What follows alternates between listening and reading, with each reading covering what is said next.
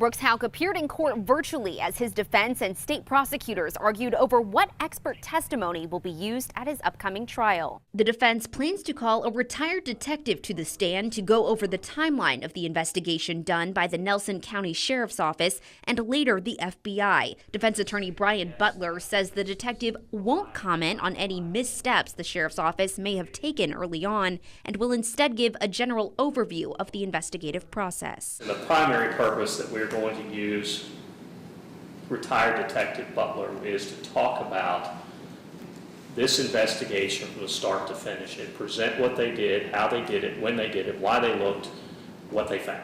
The defense also plans to call an interrogation expert who will review recordings of police interviews with Brooks Houck and Joseph Lawson and describe tactics detectives used that could be considered coercive. The prosecution argued the defense should have to give more information on the basis for that expert's opinions, including specific examples within those interviews. He is saying threats of prison or can lead to false statements. He's saying leniency promises like you can go home today.